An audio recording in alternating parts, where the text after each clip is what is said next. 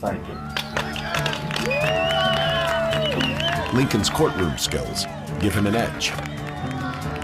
But his performance isn't flawless, and during one debate, he exhibits strange, troubling behavior. I accuse Mr. Lincoln of not supporting our efforts. When Douglas attacks his voting record, Lincoln becomes enraged. He grabs a fellow lawmaker by the neck and demands he refute the charges. It is a downright lie, and I won't have any more of it. He could explode in anger relatively frequently. Lincoln's friends notice other odd behavior: incoherent rambling and insomnia.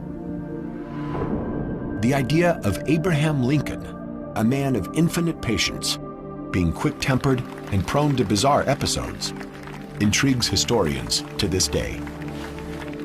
Now, scientists may have discovered an explanation for these outbursts. It is a downright lie, and I won't have any more of it. You have heard many. For years, Abraham Lincoln treated his depression with a medicine common in the late 19th century, known as blue mass.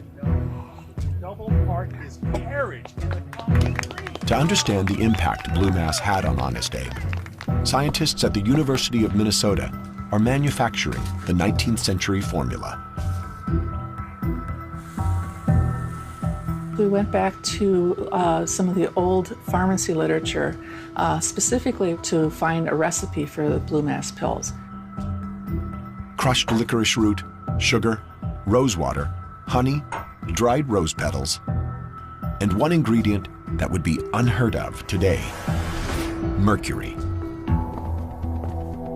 Mercury is a dangerous neurotoxin that poisons the brain, often resulting in unpredictable behavior.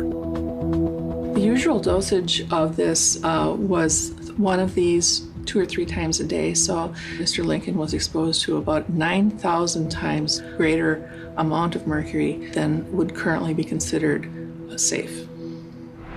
By taking the pills, Lincoln may have inadvertently poisoned himself. But even he notices their side effects. Concerned that they're making him irritable, he eventually quits using the pills he'd relied on for decades. Despite possible medicinal handicaps, he fares well in his 1858 debates with Stephen Douglas. Although he doesn't win the Senate race, he claims a valuable consolation prize: publicity.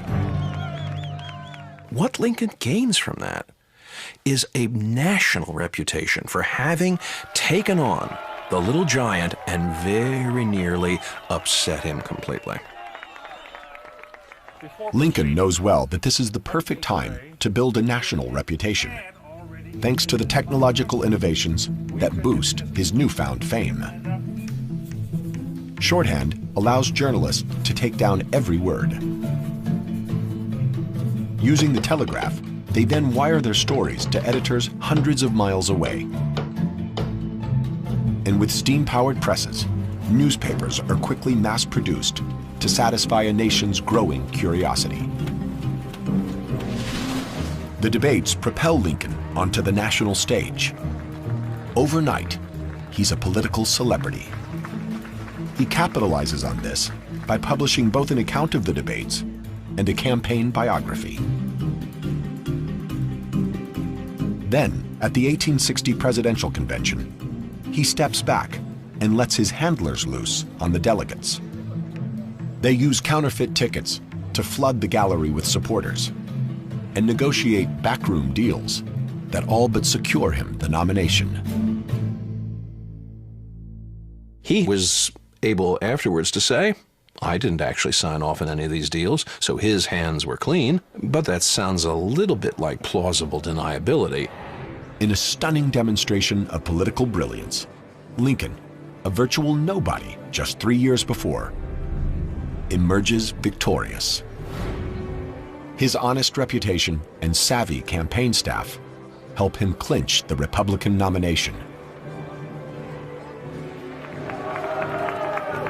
But when his team shows off a portrait at the convention, the response is unexpected. Apparently all the cheering stopped instantly, as if the sound had been turned off in a movie theater. And everybody was just, What's that? Is that the guy we just nominated? And they took the picture out. They said they never saw a picture have such a terrible effect on a crowd. In some photos, he looks more like a crazed wild man than a presidential candidate, a fact not lost on Lincoln. But Lincoln is quick to turn a weakness into a strength. Though photography in 1860 is in its embryonic stages, he soon realizes the power of this new medium. He stops by the studio of famed photographer Matthew Brady.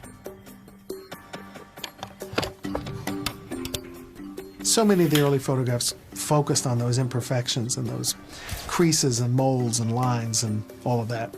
Brady moved the camera back to emphasize